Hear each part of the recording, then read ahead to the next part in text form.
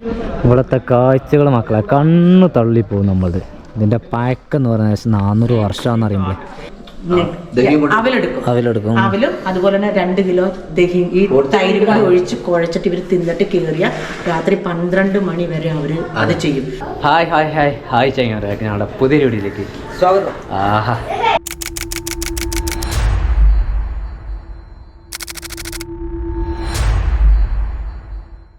അപ്പോൾ ചങ്ങന്മാരെ ഞങ്ങൾ ബീഹാറിൽ തന്നെയാണ്, സ്കൂളിലാണ്. ഇവിടെ സ്കൂളിൽ ഇന്ന് ക്ലാസ് ഉണ്ട് അല്ലേ? ഇന്ന് ക്ലാസ് ഉണ്ട്, ഇന്ന് പിള്ളേരൊക്കെ വന്നിട്ടുണ്ട്. അപ്പോൾ എന്താ വെച്ചാൽ ഇന്ന് ഞങ്ങളിവിടെ നിൽക്കുന്നതിൽ കാരണമുണ്ട് കേട്ടോ, വെറുതെ നിൽക്കുന്നതല്ല. ഞങ്ങൾ നല്ല കാരണമുണ്ട്. കാരണം നമ്മൾക്ക് ഇവിടുന്ന് പോരുന്നെങ്കിൽ കുറച്ച് ബുദ്ധിമുട്ടുണ്ട്. അപ്പോൾ അതിനൊരു 10 ദിവസത്തിൽ നമ്മൾ എവിടെയെങ്കിലൊക്കെ നിൽക്കേണ്ടി വരും. ഞങ്ങൾക്കറിയാം. ഇപ്പം നമ്മൾ ഒഡീഷയിൽ നിന്നത് 10 ദിവസം നിന്നു, 0യിൽ 10 ദിവസം, ഒരാഴ്ച നിന്നു.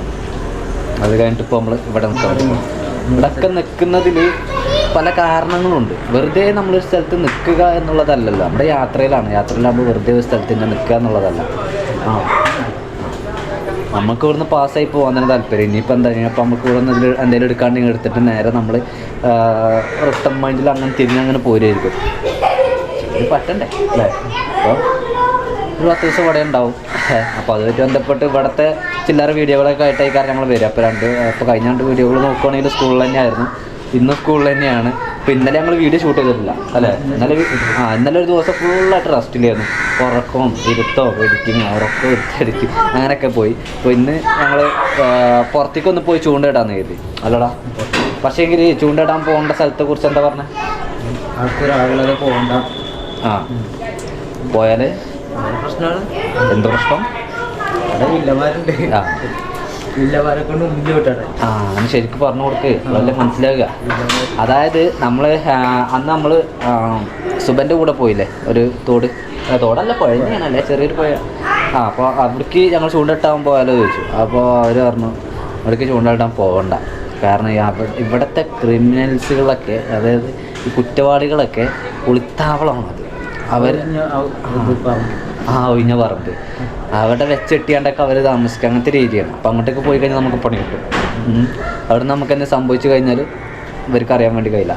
അപ്പോൾ ഞങ്ങൾ ആ പ്ലാൻ മാറ്റി ഞങ്ങൾ പുതിയൊരു പ്ലാനിലേക്ക് സഞ്ചരിക്കുകയാണ്. പുതിയൊരു പ്ലാൻ വേറെ ഒന്നുമല്ല, നമ്മുടെ അടുക്കളയാണിത്. ഇവിടെ ഫുള്ള് അല്ലമ്പായി കിടക്കുകയാണ്. ഇവിടെയാണ് നമ്മുടെ ഇവിടുത്തെ സ്കൂളിലെ കിച്ചൺ അല്ല കേട്ടോ. ഇത് നമ്മുടെ സാറന്മാർക്ക് നമുക്കൊക്കെ നമ്മൾ അങ്ങനെ ഫുഡ് ഉണ്ടാക്കി കഴിക്കുന്ന. ഇവിടെ ബീഹാറിൽ ബീഫ് കിട്ടൂല, പക്ഷേങ്കിൽ നമുക്ക് കിട്ടും. നമ്മളിവിടെ കുക്കുകയും ചെയ്യും, നമ്മൾ കഴിക്കലുമുണ്ട്. കഴിച്ചു. ഇപ്പം എത്രയും ദിവസം ഞങ്ങൾക്ക് ബീഫ് തന്നെയായിരുന്നു. ഞങ്ങൾ വരുന്ന പ്രമാണിച്ച് ഒരു 5 കിലോ ബീഫ് വാങ്ങിയായിരുന്നു. 5 കിലോ നമ്മൾ തിന്നത് തീർത്ത് വലിയ 5 കിലോ കുക്കറുണ്ട്. കുക്കർ നിറച്ച് ബീഫ് വറുത്ത് ചൂടാക്കി തിന്നെ. ഇവിടുത്തെ കാലാവസ്ഥ എന്ന് പറഞ്ഞ മക്കളെ ഇത് വേണം. പിന്നെ തണുത്ത കാറ്റ് ഇങ്ങനെ അടിച്ചിട്ട് അടിക്കുന്ന കാറ്റ്. ഇന്നലെ അതുകൊണ്ട് ഒന്നില്ലാതെ പുറത്തേക്കൊന്നും പോകാൻ നമ്മൾ അല്ലേ, അല്ലെങ്കിൽ ഗംഗയിലേക്കൊക്കെ പോകാമായിരുന്നു. അപ്പം ഇന്നത്തെ നമ്മളുടെ പരിപാടി ഫുള്ളായിട്ടുള്ള പരിപാടിയല്ല, ഇപ്പോൾ കുറച്ച് നേരത്തെ പരിപാടി. ഇപ്പോൾ ഈ കാണുന്ന ചപ്പ സംഭവങ്ങൾ, ഇത് പാത്രങ്ങൾ കഴുകാണ്ട്. ഇത് ഇന്നലെ ഇവിടെ ഒരു കുട്ടീൻ്റെ ബർത്ത്ഡേ ഉണ്ടായിരുന്നു. അപ്പോൾ അവരുണ്ടാക്കിയ പൂരിയാണ്. ഇവിടെ ഒരു കുട്ടീൻ്റെ എന്ന് പറഞ്ഞാൽ സ്കൂളിൽ പഠിക്കാൻ വരുന്ന കുട്ടിയല്ല, അതല്ല ഉദ്ദേശിച്ചത്. ഇവിടുത്തെ കിച്ചണിലെ ഒരു ചേച്ചി, ആ ചേച്ചീൻ്റെ കുട്ടീൻ്റെ മകൻ്റെ ബർത്ത്ഡേ ആയിരുന്നു. അപ്പോൾ നല്ല ബർത്ത്ഡേ ആഘോഷങ്ങളൊക്കെ ആയിട്ട് ഭയങ്കര സംഭവം. തണുക്കുണ്ടേ, വിറയിലുണ്ട്. എന്നാൽ പിന്നെ നമുക്കിത് ഈ പാത്രങ്ങളും ഇതും കംപ്ലീറ്റ് അടിയും ഒക്കെ ഒന്ന് ക്ലീൻ ആക്കിയാലോ? സെറ്റല്ലേ? ഇതാണ് കഴിഞ്ഞത്. അല്ല ഇവിടെ നിൽക്കുമ്പോൾ പിന്നെ നമ്മൾ അങ്ങനെ തന്നെ ഉള്ളൂ. ഒരു സ്ഥലത്ത് നമ്മൾ പോയി നിൽക്കുമ്പോൾ അതിൻ്റെ മര്യാദയ്ക്ക് നമ്മൾ ചെയ്യണം, മര്യാദയ്ക്ക് നമ്മൾ കാണണം. എപ്പോഴും എല്ലാ പണിയും നമ്മൾ അവരെ കൊണ്ട് ചെയ്യിപ്പിക്കാറിന് മോശമാണ്. ഇപ്പം നമ്മൾ അങ്ങനെ ഉണ്ടെങ്കിൽ പിന്നെ കണ്ടറിഞ്ഞ് ചെയ്യണം, അതാണ് നല്ലത്. അല്ലെങ്കിൽ പിന്നെ നമ്മൾ മാഷന്മാർ ടീച്ചർമാർ അറിയുന്നൊരു കാര്യമാണ്. എല്ലാത്തിലും അത് നമ്മൾ എന്താ ചെയ്യാ, തണുക്കന്നെയാണ്. ഇത് കഴിഞ്ഞിട്ട് കുളിക്കാം. തണുപ്പ് നോക്കണ്ടോ? ഇവിടെ എന്താ വെച്ചാൽ ഇത് വേസ്റ്റല്ലേ? വേസ്റ്റാണ്. മറ്റേ ഉള്ളി 2 വേസ്റ്റാ. ഇത് ക്യാരറ്റ് ഉണ്ടല്ലോ. വെളുത്തുള്ളിയല്ലേ? വെളുത്തുള്ളി ഇഞ്ചിയാണല്ലേ? പിന്നെ നമ്മളിത് നമ്മൾ ചെയ്യാൻ പറഞ്ഞല്ലാട്ടാ, ഞങ്ങളുടെ ആൾക്കാരുണ്ട്. പക്ഷേ നമ്മൾ നമ്മുടെ വണ്ടിയാണെങ്കിലും നമ്മൾ നിൽക്കുന്ന ഏത് സ്ഥലമാണെങ്കിലും നമ്മൾ ക്ലീൻ ചെയ്യാറുണ്ട് അല്ലടാ. ഞങ്ങൾക്കാണെങ്കിൽ എത്ര ദിവസം അവിടെ നിൽക്കേണ്ടി വരും എന്ന് പോലും ഞങ്ങൾക്കറിയില്ല. ചിലപ്പോ നാളെ നമ്മൾ പോവായിരിക്കും, ഇല്ലെന്നാണെങ്കിൽ ചിലപ്പോ 10 ദിവസം 15 ദിവസം കഴിഞ്ഞിട്ടാവും പോണേ. അപ്പൊ അതുവരെ നമ്മൾ നിൽക്കല്ലേ. അടുക്കള കഴിയും. അവിടെ അടിച്ചു പോന്നായി. ഇവിടെ എന്തൊരു ഉപ്മാവല്ലേ? ഉപ്മാവ്. ഇവിടുത്തെ സാധനങ്ങൾ അങ്ങോട്ടും ഇങ്ങോട്ടും മാറ്റി വെക്കാൻ പറ്റൂല, കാരണം ഓരോ ഐഡിയയിൽ വെച്ചത് ഈ കരുത്താക്ക്. നമ്മളായിട്ട് ഞാൻ അങ്ങോട്ട് ഇങ്ങോട്ട് മാറ്റിയാൽ നമ്മൾ മാറ്റി കഴിഞ്ഞാൽ ഒരു തരഞ്ഞു പോയത്.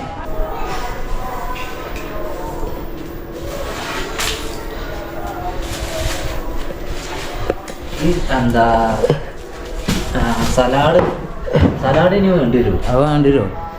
അല്ലാതെ അവിടെ നിന്നോട്ടെ. ഇവിടുത്തെ കാലാവസ്ഥ തണുപ്പായത് കൊണ്ട് തന്നെ കേട് വന്നു പോലും. അതങ്ങനെ തന്നെ വെക്കും. അപ്പൊ അതുകൊണ്ട് ഇങ്ങനെ ഇവിടെ പക്ഷെ ഇങ്ങനെ അടച്ചു വെക്കണം. അപ്പോഴാണ് ഉപയോഗിക്കുമല്ലോ. അപ്പൊ ഈ അടിച്ചു വരുന്ന പൊടിയൊക്കെ ആവുമല്ലേ. പ്ലേറ്റ് എടുത്തോട്ടെ. നമുക്കറിയാത്തോണ്ടാണ്. സാറ് വിളിച്ചിട്ട് പറഞ്ഞു കുറച്ച് ഉപ്പേരിക്കുള്ളത് ഒക്കെ അരിയണം. ഇതുകൊണ്ടൊന്നും ഉണ്ടാവില്ല കേട്ടോ. അത്യാവശ്യത്തിൻ്റെ പകുതി തന്നെ എടുക്കേണ്ടി വരും നമ്മൾ. 4 പേരല്ലേ? നമ്മൾ 4 പേർക്ക്. ഞങ്ങളത് എന്താ സ്കൂളിലെ മറ്റാർക്കുള്ളതല്ല. ഈ ഒരു കിച്ചണ് നമ്മളതാണ്. ഞങ്ങൾക്ക് 4 പേര്, ഞങ്ങൾക്ക് 4 പേർക്ക് കഴിക്കാനുള്ള കൈ. അതെ. ചേങ്ങന്മാരപ്പോൾ സാറന്മാർ ക്ലാസ്സൊക്കെ കഴിഞ്ഞ് വന്നിട്ടുണ്ട്. സാർ ഇവിടെ എത്ര മണിക്കൂറാണ് ക്ലാസ്? ഇവിടെ ഇപ്പം തണുപ്പായത് കൊണ്ട് 10 മണി മുതൽ 1:30 വരെ. 1:30 വരെ. അല്ലാത്ത ടൈമാണെങ്കിലോ? അല്ലാത്ത ടൈമിലാണെങ്കിൽ 9 മണി മുതൽ 1:45 2 മണി വരെ ഉണ്ടാവും.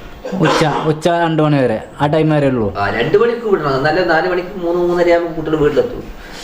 4 മണിക്ക് കഴിഞ്ഞാൽ രാത്രിയായിപ്പോ കുട്ടികൾ വീട്ടിലെത്താൻ. രാത്രിയായിപ്പോ. അപ്പൊ ചൂടുകാലത്ത് മാറ്റാ. ചൂടുകാലത്ത് 7:30 8 മണിയത്ത് 10 നല്ല ചൂടുള്ള സമയത്ത് 10-10:30 ആകുമ്പോൾ സ്കൂളിൽ. ഉപ്മാവ് അടിപൊളി. രാവിലെ ഉപ്മാവും പഴമായിരുന്നു. ആ പഴം ഇനിയും ബാക്കിയുണ്ട്. ഇപ്പോഴേക്ക് ഞങ്ങൾ ചോറുണ്ട്, ഒരു കറി, പിന്നെ ഇത് ഇന്നലെ ഞങ്ങൾ ടൗണിൽ പോയി വാങ്ങിയ ഉപ്പേരി. അപ്പൊ ഇത്ര സംഭവങ്ങളാണ്. കുക്കൊക്കെ വിറക്കണേ. ഒന്ന് കുളിച്ചു. കുളി കഴിഞ്ഞപ്പോ ഭയങ്കര സുഖമാണ് അല്ലേ? കുളി കഴിഞ്ഞാൽ തണുപ്പ്. ഇനി തണുപ്പ് തണുപ്പ് കയറും. അന്നേരം തന്നെ ഭക്ഷണം. ക്ലാസ് കഴിഞ്ഞ് വന്ന സാറന്മാർ പറഞ്ഞു എവിടേക്കോ പോവാന്ന്. അല്ലടാ, ഷൂ വേണം. ഷൂ എന്താ വെച്ചാൽ ഒന്ന് നമ്മൾ ആ പാടത്തു കൂടെ പോയപ്പോഴും നമുക്ക് ഷൂ വേണമായിരുന്നു. പിന്നെ ഇവിടുത്തെ തണുപ്പ് കൊണ്ടാണ് മെയിനായിട്ട് ഷൂ വേണമാണ്. എന്താ ഗംഗേൻ്റെ സൈഡിലേക്ക് എവിടേക്കോ പോകണം എന്ന് പറഞ്ഞു. സാറേ, ഏത് വിങ്ങിക്ക നമ്മുടെ യാത്ര? നമ്മുടെ യാത്ര ഏത് വിങ്ങിക്ക? ഇതിപ്പോ നമ്മളിവിടെ സലാറപ്പൂർ എന്ന് പറയുന്ന സ്ഥലമുണ്ട്. അത് തൊട്ടപ്പുറത്തെ ഒരു ചെറിയൊരു ഒരു പൊളിഞ്ഞ ഒരു കൊട്ടാരം പോലെ സംഭവമുണ്ട്. ഞങ്ങളങ്ങനെ പുറത്തേക്ക് ഇറങ്ങിയിട്ടുണ്ട്. എന്താ പറയുക, ഇവിടെ ഏറ്റവും കൂടുതലായിട്ട് ഉപയോഗിക്കുന്ന ഒരു വണ്ടിയാണിത്. ഞങ്ങൾ പോകുന്നത് അന്ന് മുടി വെട്ടിയപ്പോൾ ഈ ഒരു വണ്ടിയിലായിരുന്നു, ഈ റിക്ഷ. ഇവിടെ കയറ്റമില്ലാത്തതുകൊണ്ടാ. നമ്മുടെ നാട്ടിലൊന്നും ഇപ്പോൾ ഇത് പറ്റില്ലല്ലോ. ഒരു വളവ് തിരിഞ്ഞ അടുത്തൊരു കയറ്റമല്ലേ. ഇതൊക്കെ ഇവിടുത്തെ വില്ലേജുകളാട്ടോ ഈ സൈഡ് കാണുന്നത്. Bus stand. ഇത് ബസ് സ്റ്റാൻഡാ? ഇവിടുത്തെ ബസ് സ്റ്റാൻഡാണ്. പ്രൈവറ്റ് ബസ്സോ? Private bus stand. Private bus stand. ഇവിടേക്ക് എന്താ പറയാ സ്ഥലത്തിന്റെ പേരെന്താ? അഗ്വാനി എന്ന് പറയും. അഗ്വാനി എന്ന് പറയുന്ന ഒരു സ്ഥലത്താണ്. ആ സ്ഥലത്തെ ബസ് സ്റ്റാൻഡാണ്. ബസ് സ്റ്റോപ്പ് അല്ല. നമ്മൾ വരുമ്പോൾ കണ്ടതാ. ഞങ്ങൾ ഇങ്ങോട്ടേക്ക് വരുന്നത് ഇതുവഴിയാണല്ലോ. ഇതുവഴി പോരുമ്പോഴാണ് നമ്മൾ ഒരുപാട് കന്നുകാലികളൊക്കെ റോട്ടിൽ കണ്ടതും എന്താ പറയാ വെച്ചെട്ടി വീടുകൾ കണ്ടതൊക്കെ. ആ പോകുന്നു കാളവണ്ടി. ഈശ്വര, കാളക്കറിയില്ലല്ലോ സൈഡ് തരണമെന്ന്. ഇവിടെയാണ് നമ്മൾ കൊട്ട നിർമ്മാണമൊക്കെ കണ്ടിരുന്നത് അല്ലടാ? അതാ ഇവിടെ ഉണ്ടാക്കുന്നു അല്ലേ? കൊട്ട നിർമ്മാണമൊക്കെ കണ്ടത് ഇവിടെ. നമ്മൾ ഇവിടുന്ന് റൈറ്റ് ആണോ? ലെഫ്റ്റാ. നമ്മൾ വന്ന അതേ വഴി തന്നെ. നമ്മൾ വന്ന വഴി തന്നെടേ. റൈറ്റ് പോയാൽ നമ്മൾ പാലത്തിൽ. അല്ല, മുറ്റ സാധനാട്ടാ. നമ്മളെ എന്താ പറയാ, പെരുഞ്ചാതി സാധനം. ഈ സാധനം കൊണ്ടൊക്കെയാണ് ഇവരുടെ വീട്, ഷെഡ് കാര്യങ്ങളൊക്കെ നിർമ്മിക്കുന്നത്. ഇത്തരം പുല്ലുകളും മുളകളൊക്കെ ഉപയോഗിച്ചിട്ട്. നമ്മൾ അരുണാചലിലും അതുപോലെ തന്നെ നാഗാലാൻഡിൽ, മേഘാലയ ആ ഭാഗങ്ങളിൽ, അതുപോലെ തന്നെ ആസാമിലൊക്കെ കണ്ടിരുന്നത് പോലെയുള്ളൊരു മുള കൊണ്ട് നിർമ്മാണം പോലെ അല്ല ഇവിടുത്തെ നിർമ്മാണം. ഇവിടുത്തെ നിർമ്മാണം കുറച്ചുകൂടി വ്യത്യസ്തമാണ്. അവരത്ര പണി ഇവരെടുക്കുന്നില്ല. ഇവർ ചുള്ളിക്കമ്പുകൾ പോലും ഉപയോഗിച്ചിട്ട് ഇവരതിൻ്റെ പണിയെടുക്കും. ആടാ അപ്പോൾ ഇതൊക്കെ ഒരു പ്രത്യേകതരം പുല്ലൊക്കെ ഉപയോഗിച്ചിട്ടുണ്ട്. പിന്നെ ചാണകം ഇങ്ങനെ ഇത് ചിത കത്തിക്കാൻ വേണ്ടിയിട്ട് അടുപ്പ് കത്തിക്കാനാ? ഇത് അടുപ്പ് കത്തിക്കാനാണ് ഇവിടെ. അപ്പോൾ ഈ തണുപ്പ് കാലത്തൊക്കെ നല്ല രീതിയിൽ കത്തിക്കാം അല്ലേ? ഇത് പിന്നെ എല്ലാ വീട്ടിലോട്ടും ഗ്യാസ് വരുന്നതിന് മുമ്പ് ഉപയോഗിച്ചോണ്ടില്ല. ആണോ? നമ്മുടെ നാട്ടിൽ ഈ ശരിക്കും ഈ ശവം നമ്മുടെ ഈ മറ്റേ ഇതൊക്കെ കത്തത്തില്ലേ, ശവം അതെ ദഹിപ്പിക്കുമ്പോൾ നമ്മൾ കത്തിക്കാൻ ഉപയോഗിക്കാറുണ്ട്.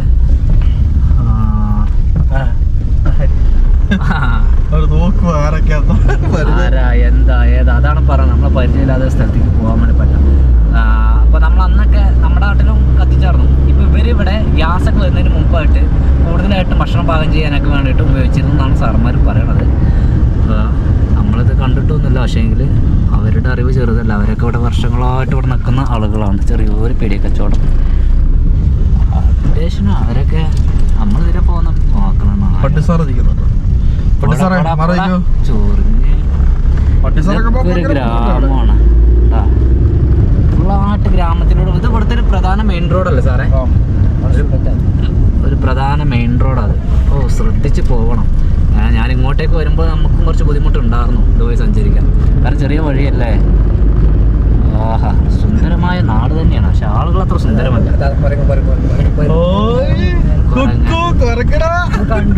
ആടാ പോയടാ കുനെ പ്രത്യേകം വിളിച്ച് കൊരങ്ങൻ കൊരങ്ങൻ്റെ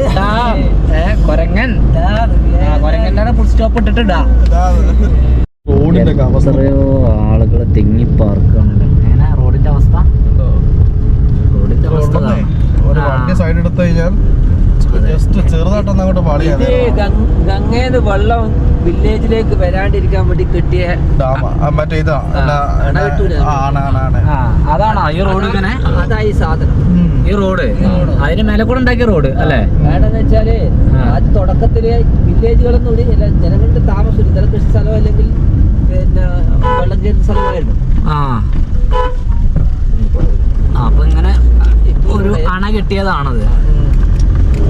ഗ്രാമീണ കാഴ്ചകൾ വളരെ സുന്ദരമാണ്. പക്ഷേങ്കിൽ എന്താ പറയാ, കുറച്ച് നമുക്കൊരു വിഷമം കൂടി വരുന്നൊരു കാഴ്ചകളാവും ഇവിടെയൊക്കെ ഉണ്ടാവുക. നമുക്ക് ഇവരുടെ വീടും ഇവരുടെ ജീവിത രീതികളൊക്കെ കണ്ടു കഴിഞ്ഞാല് ഏറ്റവും പാവപ്പെട്ടവരാണെന്ന് തോന്നുന്നു. സാറേ അതിനെ കുറിച്ചൊന്ന് പറഞ്ഞോ. സാറ് എന്നോട് പറഞ്ഞായിരുന്നു.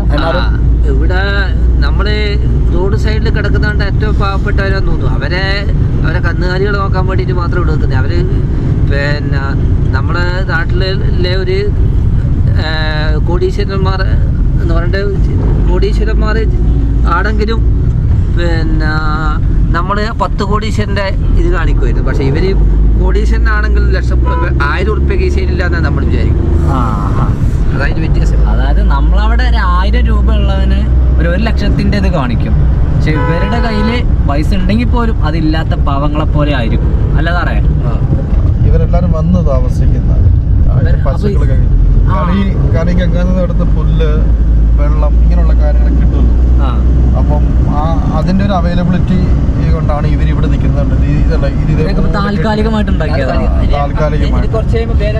വേനലാകുമ്പോ അവർ അങ്ങോട്ട് വേനലാകുമ്പോൾ ഇങ്ങോട്ട് വരും. മഴ വരുമ്പോ അവരുടെ വീടുണ്ടാവും. ഇപ്പൊ വീട്ടിൽ പോവാതെ വീട് വെക്കുന്നിട്ട് ഇങ്ങോട്ട് വില്ലേജിലേക്ക് പോകാൻ പറ്റാത്ത അവസ്ഥകളുണ്ട്. അവിടെ കിട്ടിയിട്ടുണ്ട്. ചില പബ്ലിക് സ്ഥലമാണ്. അതൊക്കെ പബ്ലിക് സ്ഥലമാണല്ലേ? നമുക്കും കേട്ടോ അവിടെ വേണമെങ്കിൽ. അല്ലാതെ ഇവരുടെ സ്ഥലമൊന്നും അല്ല. അവരുടെ സ്വന്തം ശരിക്കും ഇവരുടെ വീടപ്പം ഇത് അല്ല. അതാണ് നമ്മൾ മനസ്സിലാക്കേണ്ട കേസ്. ഇവര് എന്താ പറയാ, ഒരു ദേശാടന പക്ഷികളുടെ പോലെ തന്നെ വരും. ഇതിന്റെ മുതലാളിമാരെല്ലാം വലിയതായിരിക്കും. വലിയ കോടീശ്വരന്മാരൊക്കെയാണ് ഇവിടെ. കണ്ടു കഴിഞ്ഞ ഒരു ലുക്കില്ലെന്നേ ഉള്ളു പറയുന്ന പോലെ. ഭയങ്കര ബുദ്ധിയാ, ഭയങ്കര കാശന്മാർക്ക്. എന്നെ കാണാനൊരു ലുക്കില്ല. ഇപ്പൊ തന്നെ ചെറിയ ഒരു ആഘോഷം വരുമ്പോ ഇവരുടെ വീട്ടിലൊക്കെ എന്തൊക്കെ സാധനങ്ങളായിരിക്കും. ഒരു ചെറിയൊരു കല്യാണം വന്നു കഴിയുമ്പോൾ ഇവരുടെ എങ്ങനെയാണെങ്കിലും ഇവര് വെറും ഫുഡിന് വേണ്ടി തന്നെ അവർ 10-50 ലക്ഷം രൂപ അവര് മുടക്കും. എല്ലാ വീട്ടിലും അത്യാവശ്യം നല്ല കാശ് മുടക്കും. കോടീശ്വരന്മാർ 50 ലക്ഷം മുടക്കും. അല്ലാത്ത സാർ എന്നോട് വേറെ വേറെ കഥ പറഞ്ഞില്ല വന്ന ടൈമിൽ, അതായത് ഇവിടെ ആരുടെ ഒരാളുടെ അമ്മ മരണപ്പെട്ടു, അമ്മയോ അച്ഛനോ, അന്ന് എന്തോ ഫുഡിന്റെ പരിപാടി ഉണ്ടായിരുന്നു. അത് ഭോജം എന്ന് പറയും ഇവിടെ എന്താ പറയാ, ഇവര് അച്ഛനും അമ്മയും പ്രായമായി കഴിയുമ്പോൾ ഇവർ അധികം നോക്കത്തില്ല. നോക്കും എന്നല്ല, നമ്മളെ നാട്ടിൽ കൊടുക്കുന്ന ഒരു കെയറിങ് ഇല്ലേ, അതൊന്നും കാണൂല. അവരൊരു മൂലയ്ക്ക് ഇങ്ങനെ നിൽക്കത്തുള്ളൂ. പക്ഷെ മരിച്ചു കഴിയുമ്പോൾ ഭയങ്കര പ്രാധാന്യമാണ് അവർക്ക്. മരിച്ചു കഴിയുമ്പോൾ ഉടനെ ഭോജ് എന്ന് പറയും, ഫുഡ് കൊടുക്കും അവർക്ക്. എന്താ നമ്മുടെ എന്താ സദ്യ അല്ലേ, അല്ല ബേബി, അന്നദാനം. അപ്പോ ഇപ്പൊ ഞാൻ കഴിച്ചാല് അത്രയും പുണ്യം. ഇപ്പൊ എന്റെ വീട്ടിൽ നിന്ന് 10 പേര് വന്നു കഴിഞ്ഞാൽ ആ 10 പേരുടെ ആ ഒരു പുണ്യം ആ ആത്മാവിന് കിട്ടുന്നതാണ്. എന്നുവെച്ചാൽ അവരെ നിത്യശാന്തി ലഭിക്കും എന്നൊക്കെ പറയുന്ന ഒരു പരിപാടിയാണ്. അതാണ് ഇവിടെ പുണ്യം ലഭിക്കുക. അതിനാണ് അവർ ഈ നാട് തോറും ആളുകളെ വിളിക്കുന്നത്. ഈ കഴിഞ്ഞ ദിവസം കണ്ടില്ലേ, 50 ഭണ്ഡാരികളായിരുന്നു, 50 കുക്ക് നിറഞ്ഞു നിന്നിട്ടാണ്. എത്ര വില്ലേജായിരുന്നാലോ 5 8 വില്ലേജിലെ ആളുകൾ എന്ന് പറഞ്ഞു കഴിഞ്ഞാൽ പോപ്പുലേഷൻ ജസ്റ്റ് ചുമ്മാ ചിന്തിക്കാന്നേ ഉള്ളൂ. ഓരോ സ്ഥലങ്ങളിലും നമുക്ക് എന്താ പറയാ, അത്യാവശ്യം നമുക്ക് ഓരോ വില്ലേജിലും നമുക്ക് കൂട്ടാലോ ഒരു 10,000 കൂട്ടിക്കോ, ജസ്റ്റ് ചുമ്മാ ഒരു അപ്രോക്സ് കാൽക്കുലേഷൻ. അപ്പൊ 8 വില്ലേജിൽ നിങ്ങളൊന്ന് ആലോചിച്ച് നോക്കി എത്ര ലക്ഷം ആളുകളോ. കുട്ടികളെ കണ്ട റോഡടിച്ച് ഇഷ്ടം പോലെ ആളുകളാണ്, എത്രയോ ആളുകളാണ് അറിയാം. ഒരു വീട്ടിൽ തന്നെ 4-5 പിള്ളേരെ, ഒരുപാട് ആളുകളാണ്. അവർക്ക് ഇതിനൊന്നും ഒരു മടുപ്പില്ല. പിന്നെ അത് മാത്രല്ല, ഇവരുടെ ഗ്രാമീണ ഭംഗികൾ കാണാൻ വേണ്ടിയിട്ട് ഒരുപാട് ഉള്ളിലോട്ട് കയറേണ്ട ആവശ്യമൊന്നുമില്ല. ബീഹാറിന്റെ ഗ്രാമീണ ഭംഗികൾ തന്നെയാണ് ഇതൊക്കെ. പക്ഷേ ഇതൊക്കെ സത്യം പറഞ്ഞാൽ വെച്ചറ്റികളാണെന്ന് ഇവർ പറഞ്ഞപ്പോഴാണ് ഞങ്ങൾക്ക് തന്നെ ഒരു അത്ഭുതമായത്. അല്ലക്കോ നമ്മളെന്തൊക്കെ പറഞ്ഞു അവിടുന്ന് പോയത്, പിന്നെ പാവങ്ങള് പൈസ ഇല്ലാത്തത് കൊണ്ടാണല്ലോ, ദാരിദ്ര്യം, അങ്ങനെ എന്നാലും ഇല്ലേ ദാരിദ്ര്യമുണ്ട്. ദാരിദ്ര്യം എന്നല്ല, നമ്മളെന്ന് പറഞ്ഞ ഇപ്പൊ നമ്മുടെ ഈ പർവ്വത സ്ഥലത്ത് എന്ന് പറഞ്ഞു കഴിഞ്ഞാൽ ഹയർ കാസ്റ്റിന്റെ ഏരിയ ആണ്. അപ്പോൾ അവരെല്ലാവരും ഈ ഡോമിനേറ്റ് ചെയ്ത് ജീവിക്കുന്നവരാണ്. അവർക്ക് സ്ഥലങ്ങളുണ്ട്, അവരുടെ കേത്തികളുണ്ട്. അല്ലാത്ത കുറച്ച് ആളുകളുണ്ട്, ചില ഓരോ സ്ഥലങ്ങളിൽ നിന്നൊക്കെ വന്ന് മൈഗ്രേറ്റ് ചെയ്ത ആളുകളൊക്കെ ഉണ്ട്. ഈ മേസ്ത്രി പണിക്കൊക്കെ ആയിട്ടും ഈ കേത്തിയിലെ ജോലിക്ക് അങ്ങനെയുള്ള ആളുകളൊക്കെ ഉണ്ട് കേട്ടോ. പിന്നെ കൂടുതലായിട്ട് ഇവിടെ ഉള്ളതെന്ന് പറഞ്ഞു കഴിഞ്ഞാൽ എല്ലാവരും സ്വന്തമായിട്ട് തന്നെ കൃഷി ചെയ്യുക. അല്ല ബിബി, ഇവിടെ 90% കേത്തി നിറ പാടങ്ങള്, അവരുടെ പണിസ്ഥലങ്ങള് അവർ സ്വന്തമായിട്ട് തന്നെ ഇത് കൃഷി ചെയ്യുന്നതാണ്. അവർ വേറെ ആരും ഡിപ്പെൻഡ് ചെയ്യുന്നില്ല. അച്ഛൻ, മക്കള്, കൊച്ചച്ഛൻ, വെല്ലിച്ചൻ, ഒരു ജോയിന്റ് ഫാമിലിയാണ് അവരുള്ളത്, മനസ്സിലായി. അപ്പൊ ഇതൊക്കെ വെച്ചിട്ട് അവര് ആ ഒരു രീതിയിലാണ് എന്താ പറയാ ഇവര് ജീവിക്കുന്നത്. ഇവർക്ക് വേറെ ആൾ ഡിപ്പെൻഡ് ചെയ്യേണ്ട ആവശ്യമില്ല. അങ്ങനെ കണ്ടോ, 1 കിലോമീറ്റർ അപ്പുറത്ത് നിന്ന് ഓണടിച്ച് പോകും, ആ ഫ്രണ്ട് ഒരു വണ്ടി അടിച്ചോണ്ട് പോകും. ഇതാണ് ബീഹാർ എന്ന്. അത് ബീഹാർ മാത്രല്ല, ഒട്ടുമിക്ക നമ്മുടെ നാട് കഴിഞ്ഞ് അതല്ല, ഏത് പിള്ളേരോട് ചോദിച്ചാലും പറയും, സാർ ഇതാണ് സാർ ബീഹാറേ സാർ. കതിരട്ട എന്ന് പറയുന്ന ഒരു സ്ഥലത്താണ്. ഇവിടെ നമുക്കൊരു സാറിനെയും കൂടി പിക്ക് ചെയ്യാനുണ്ട്. ഇതും നമ്മളെ സ്കൂളിന്റെ പേരാണ് ഇതിനും, എല്ലാം സെന്റ് മേരീസ്. കേട്ടെ. അപ്പോൾ നമ്മൾ എന്താ ഇവിടുന്ന് കൂട്ടാൻ വന്ന സാറ്, ഇതും ഒരു മലയാളി അല്ലേ? ഇത് ബീഹാർ ഉള്ളു ഭരിക്കണം, നിങ്ങൾ മലയാളികളാണല്ലോ. സാറ് സ്വയം ഒന്ന് പരിചയപ്പെടുത്തുവാണെങ്കിൽ വളരെ സന്തോഷമായി. അതെയോ, എൻ്റെ പേര് ജോയി. ഇരിട്ടിയിലാണ്. കണ്ണൂർ ജില്ല ഇരിട്ടി, കണ്ണൂർ കരിക്കോട്ടക്കരിയാണ് വീട്. ഞാൻ 20 വർഷമായിട്ട് ബീഹാറിലാണുള്ളത്. 20 വർഷമായിട്ട് ബീഹാറിൽ ജോലി ചെയ്യുന്നു, സ്കൂൾ നടത്തുന്നു. അത് 2004 വന്ന് 2004 ഡിസംബറിൽ. ഓക്കെ.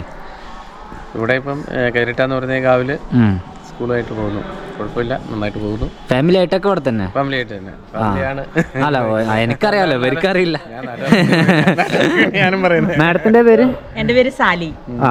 വീട് ശ്രീകണ്ഠാപുരത്താണ്. അവിടെ 2011 ഞാനിവിടെ വന്നത് ഏട്ടന്റെ കൂടെ. ഇപ്പോ ഇവിടെ സ്കൂളിലെ പ്രിൻസിപ്പളായിട്ട് ജോലി ചെയ്യുന്നു മേഡം. ഓക്കെ. പിന്നെ ഇവിടെ ഇപ്പൊ നമ്മൾ എത്ര വർഷം സ്കൂൾ സ്റ്റാർട്ട് ചെയ്തിട്ട്? 2020. അനിൽ സാറേ പോവണ്ടേ, കളിച്ചാതിയാ? എന്നാ സാർ നമുക്ക് ഇറങ്ങിയാലോ? സാർ നമ്മുടെ കൂടെ വരണം. അങ്ങനെ ചപ്പൻ ദർവാജ കാണാൻ പോവാ. ചപ്പൻ ദർവാജനെ കുറിച്ച് ഞങ്ങൾക്കൊന്നും അറിയില്ല. ഗൂഗിളില്ല. ആ ഇവിടെ വർക്ക് നടക്കുന്നുണ്ടോ അപ്പോഴും മെയിൻ്റെനൻസ്? ലൈബ്രറിയുടെ വർക്ക്. നമ്മൾ ഈ സാറിനെ പിക്ക് ചെയ്യാനുള്ള കാരണം ഈ ഒരു സ്ഥലം കാണാൻ വേണ്ടിയിട്ടാണ്, ഈ ഒരു ബിൽഡിങ്. ഇതൊന്നും നമ്മൾ വേറൊരാളുടെ മലയാളത്തിൽ വ്ലോഗിൽ ഇത് കണ്ടിട്ടുണ്ടാവില്ല. ഇത് റയർ, നമ്മളാണിത് ഫസ്റ്റ് ചെയ്യുന്നത്. അങ്ങനെയെങ്കിൽ സാർ ഇതിൻ്റെ പേരെന്താണെന്ന് പറഞ്ഞു? ബാവൻ കോട്ട്ലി ചപ്പൻ ദർവാജ എന്നാണ് അറിയപ്പെടുന്നത്. എന്ന് പറഞ്ഞാൽ 51 റൂം 56 വാതിൽ. അതാണ് 51 റൂം 56 വാതിൽ. അതാണ് ബാവൻ കോട്ട്ലി. 52 റൂം 56 വാതിൽ. 56 വാതിൽ. ഇപ്പൊ ഒരു വാതിൽ പോലും ഇല്ലല്ലോ സാറേ. ഇതെന്താ ഇങ്ങനെ നശിച്ചുകൊണ്ടിരിക്കുവാണല്ലോ? നശിച്ചു എന്ന് തന്നെ പറയാം അല്ലേ? ബീഹാർ ടൂറിസത്തിന്റെ കീഴിലല്ല ഇത്, അല്ല പ്രൈവറ്റ് പ്രോപ്പർട്ടി പോലെയാണുള്ളത്. പക്ഷെ അവന്റെ ഓണേഴ്സ് ഒന്നും ഇവിടെ ഇല്ല. അല്ല അത് ശരിക്കും ഇത് എന്താണ്? രാജകൊട്ടാര പാലസ് ആണ്. എന്റെ ടീച്ചറാണ്. ഉജ്വൽ.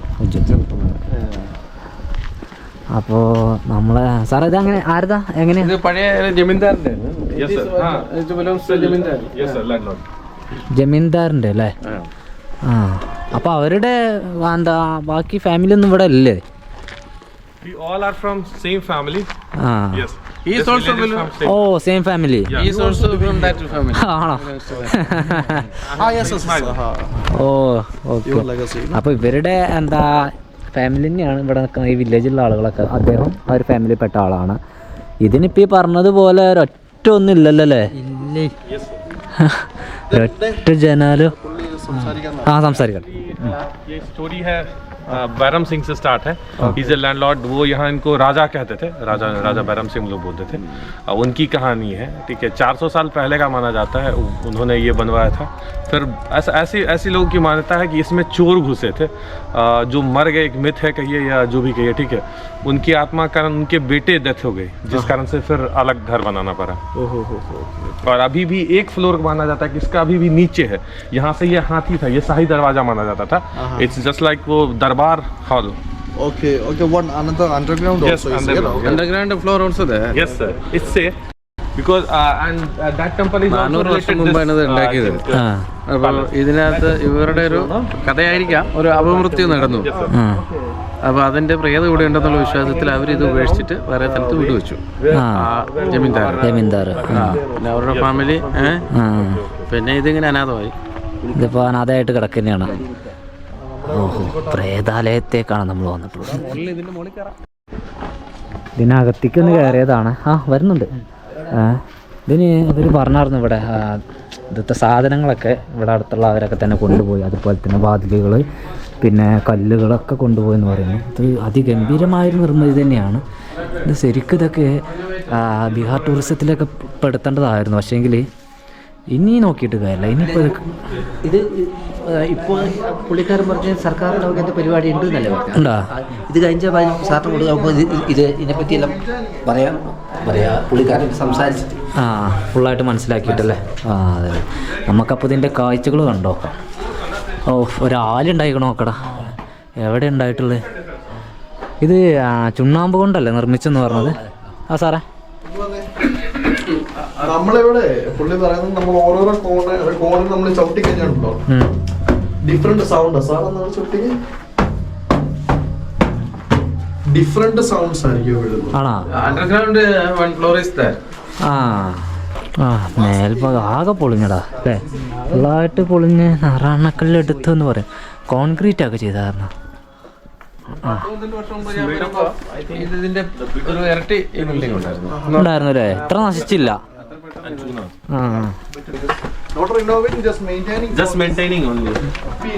പൊളിഞ്ഞതാ. അതായത് ഇത് അന്നത്തെ ഒരു കോൺക്രീറ്റും കാണാം. അത് സീലിംഗ് അല്ലേ?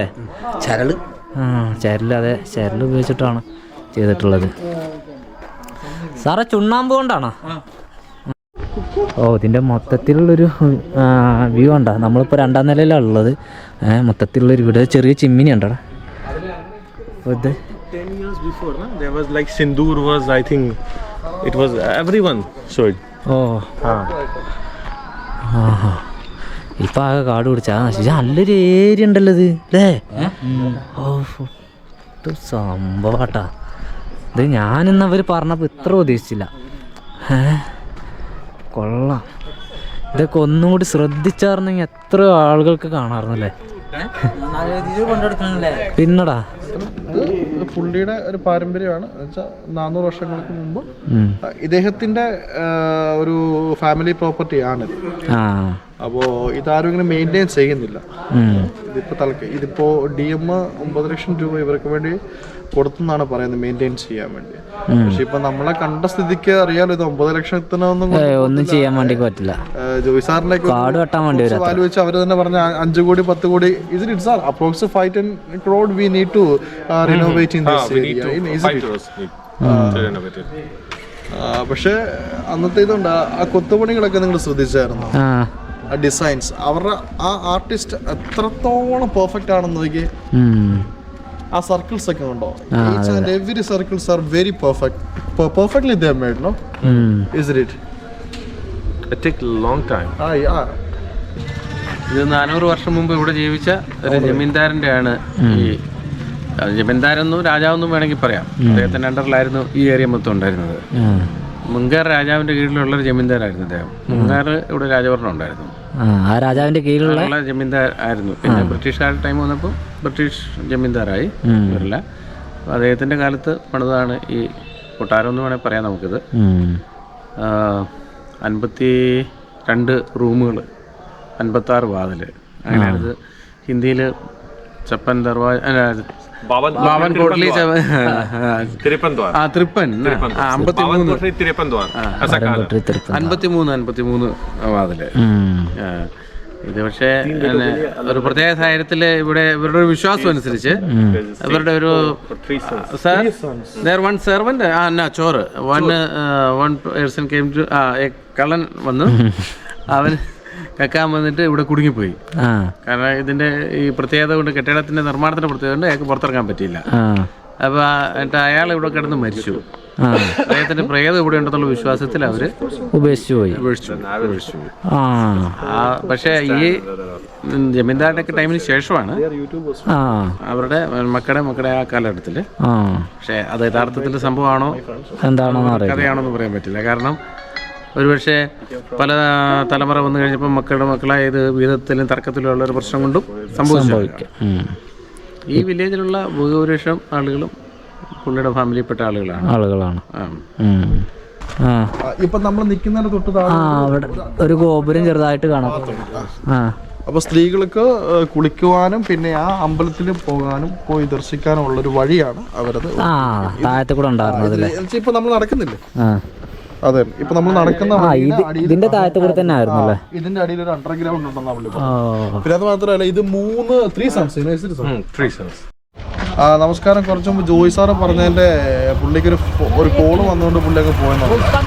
ആ കള്ളൻ വന്ന് കുടുങ്ങിയതിന് ശേഷം പുള്ളിക്ക് എങ്ങോട്ടും പോകാൻ പറ്റത്തില്ലാത്തൊരവസ്ഥയായി. കാരണം ഈ ഒരു പാലസിന്റെ ഉള്ളിൽ 3 വീടുകളാണുള്ളത്. 3 വീടുകളെന്ന് പറഞ്ഞാൽ ഈ പറയുന്ന നമ്മുടെ ജമീന്ദാർക്ക് 3 ആൺകുട്ടികളാണുള്ളത്.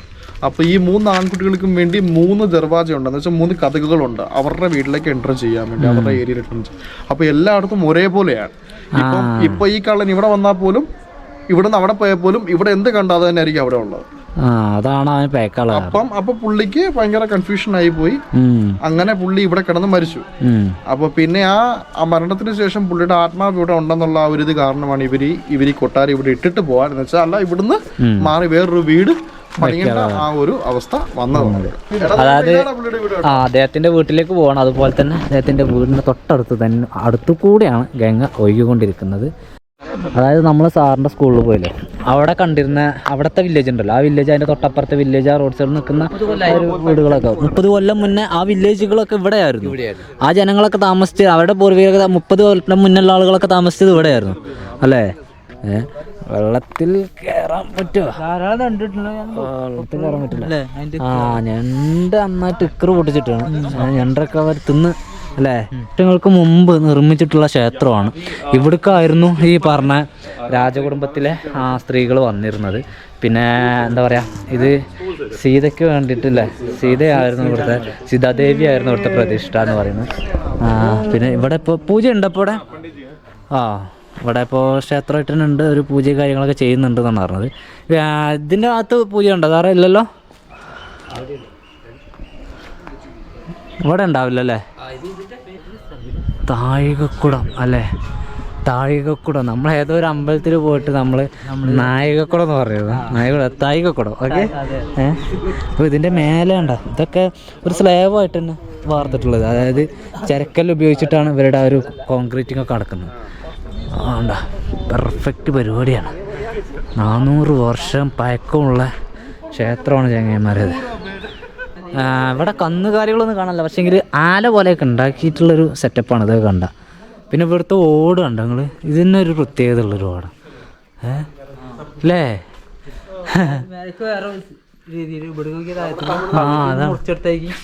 അതാണ് പറഞ്ഞത് കട്ടിങ്. ഇതുപോലത്തെ ഓടൊന്നും നമ്മളവിടെ അല്ല കേട്ടോ. ഞങ്ങൾ വീണ്ടും സാറിൻ്റെ സ്കൂളിലേക്ക് വന്നു. ഇവിടെ തക്കാളി അതുപോലെ തന്നെ പച്ചക്കറിയൊക്കെ കൊണ്ടുവെക്കുന്ന 20 രൂപ 1 കിലോ. 1 കിലോക്ക് 20 രൂപ. അതോ ഫ്ലവറാ?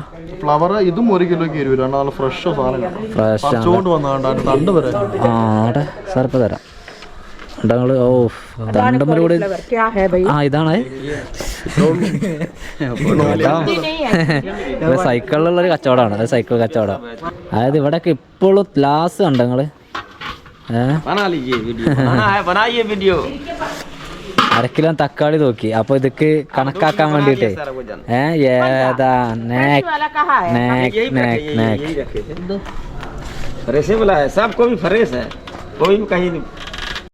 എന്താ പറഞ്ഞ ഫസ്റ്റ് തൊട്ട് അല്ല കേട്ടില്ല.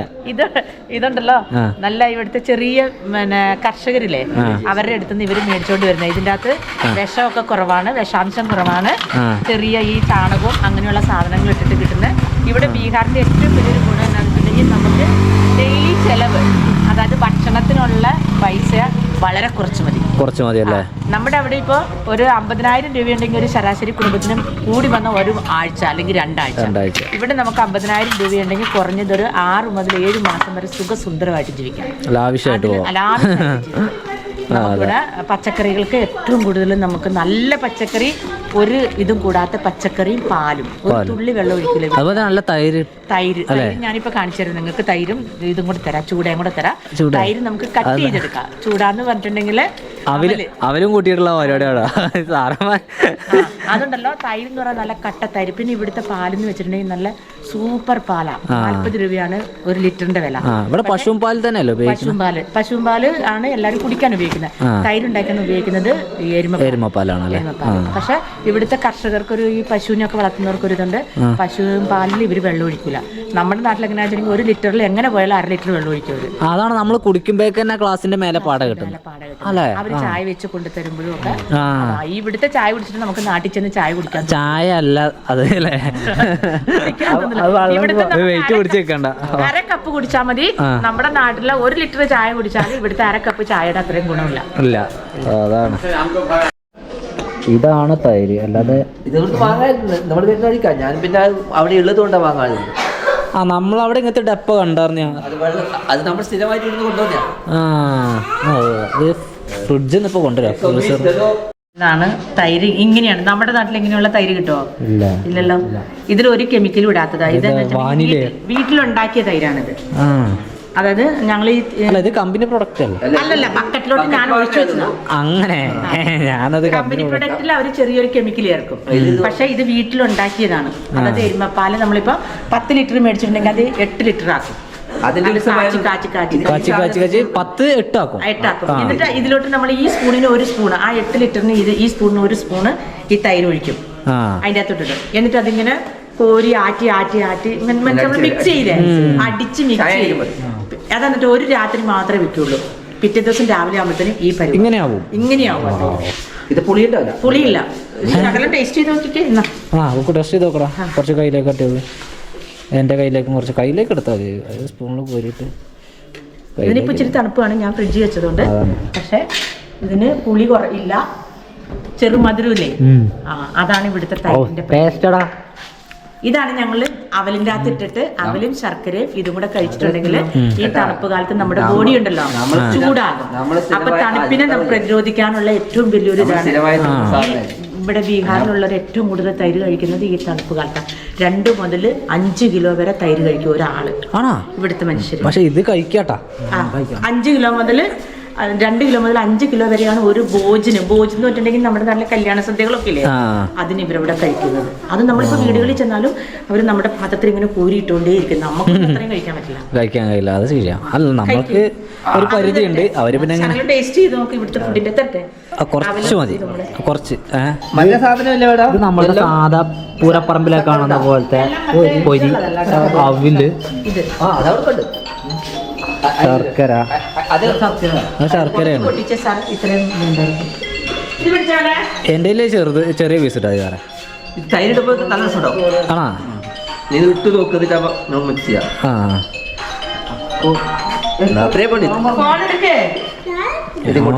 എടുക്കൂല. ഓ, അത്രയൊക്കെ വേണോ? തൈരാ അതിലോട്ട് മിക്സ് ചെയ്യണം, ഈ ശർക്കരയും കൂടെ പൊടിച്ചു. അതെങ്ങനെ കാണിച്ചു തരണം? അതിന്റെ ഒരു രീതി ഉണ്ടല്ലോ, ഇതാക്കണം. ഇതാണ് ആ രീതി. ഇതാണ് ആ രീതി. ആ രീതി കഴിക്കുന്ന രീതി നോക്കും. ഇതെങ്ങനെ എടുക്കും?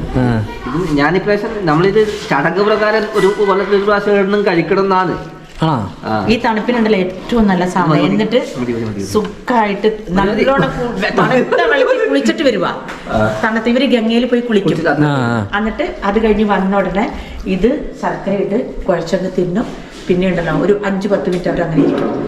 പിന്നെ അവർ ഓടി നടന്ന് എല്ലാ പണിയെടുക്കും. കാരണം അത്രയ്ക്ക് ബോഡി നല്ല ഹീറ്റ് ആയിട്ട് കിട്ടുമല്ലേ. നമ്മുടെ നാട്ടില് വീടിന്റെ ഒക്കെ എന്നാ സർവ്വ ഡെലയ്ക്ക് കോൺക്രീറ്റ് ചെയ്യുമല്ലേ.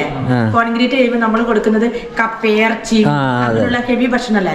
ഇവിടെയുള്ളവർ അങ്ങനത്തെ ഒരു ഭക്ഷണം കഴിക്കില്ല. അന്നത്തെ ദിവസം അത് രാവിലെ അത് ചെയ്യാൻ കയറുന്നതിന് മുമ്പ്, അതിപ്പം 10-15,000 സ്ക്വയർ ഫീറ്റ് ഉള്ള ബിൽഡിംഗ് ആണെങ്കിൽ പോലും ഇവരെന്ത് ചെയ്യുന്ന വെച്ചിട്ടുണ്ടെങ്കിൽ ഇതുപോലത്തെ ഒരു പാത്രത്തിന് ഒരു പാത്രം അവലെടുക്കും. അവലും അതുപോലെ തന്നെ 2 കിലോ ദഹി ഈ തൈര് കൂടി ഒഴിച്ച് കുഴച്ചിട്ട് ഇവർ തിന്നിട്ട് കയറിയ രാത്രി 12 മണി വരെ അവര് അത് ചെയ്യും. പിന്നെ അവർ 12 മണി രാത്രിക്ക് ഇറങ്ങുമ്പോഴാണ് അവര് ചോറുണ്ണ. ചോറും ഡാളെന്ന് വെച്ചാൽ പരിപ്പ് കറി, ചോറ്, ഈ ദഹി, 2 പപ്പടം. അതാണ് അവരുടെ ഭക്ഷണങ്ങൾ. അതൊന്നും കാര്യമില്ല. ശർക്കരയൊക്കെ കൂട്ട്, ശർക്കരയൊക്കെ കൂട്ടി കുഴക്ക്. ഞാൻ കഴിച്ചു നോക്കിയില്ല. കുഴച്ചിട്ടുണ്ട്, ഞാൻ നന്നായിട്ട് കുഴച്ചിട്ടുണ്ട്. ശർക്കര ഇട്ട് അതൊക്കെ. പിന്നെ മാഡത്തിൻ്റെ വേറൊരു സാധനം കൂടി ഉണ്ട്, വഴുതനങ്ങ പൊരി. ഉപ്പിന് വേണ്ടിയിട്ടാണ്, നല്ല ടേസ്റ്റാണ്. അതുകൊണ്ട് ശകലം കുഴച്ച് മിക്സ് ചെയ്യുവാണെങ്കിൽ ഏറ്റവും നല്ല. ശർക്കര വേണോ ഇനി പഞ്ചസാര വേണോ? മധുരം കുറവുണ്ടോ? പാവം. ഇങ്ങനത്തെ ടേസ്റ്റ് ഉണ്ടോ വെച്ചാൽ കേട്ടോ. ടേസ്റ്റ് ആണല്ലോ സാധനം. ശർക്കര കുറയാൻ വേണ്ടി പാടില്ല. അതെ, ഞങ്ങൾക്ക് ഇത് യാത്ര ചെയ്യുന്ന ആളുകൾക്ക് ഇത് കിട്ടുന്ന ഭയങ്കര ലക്ക. ഇതാരാ എന്താ പറ്റിയേ? ഇതുണ്ടാ ചെങ്ങമരെ തണുപ്പ് കൊണ്ട് ഞങ്ങളിങ്ങനെ സാറിൻ്റെ ആണിത്. സാറിൻ്റെ പുതപ്പ അല്ലേ? റജായിന്റെ ഉള്ളിൽ കാല് വിട്ട് കുത്തിർക്കല്ലോ. ഇപ്പോൾ എന്നാ പിന്നെ ഈ ഒരു വീഡിയോ ഞങ്ങളുടെ വൈൻഡ് അപ്പ് ചെയ്യണം. അടുത്തല്ലേ വേണ്ടി നാളെ വരാം. ഓക്കെ.